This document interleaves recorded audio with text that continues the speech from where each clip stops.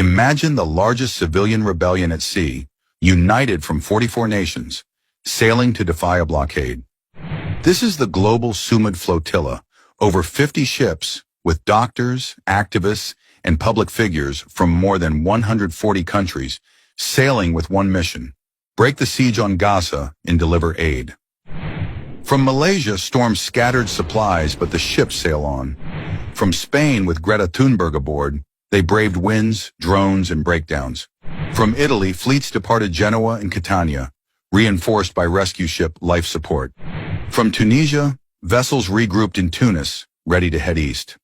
Different routes, one destination: Gaza.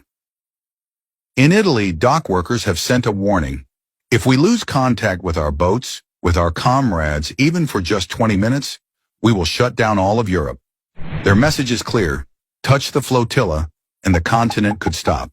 Through storms, drones, and threats, the flotilla presses forward, united, unstoppable, toward Gaza. This is the global Sumud Flotilla, courage at sea, humanity in motion.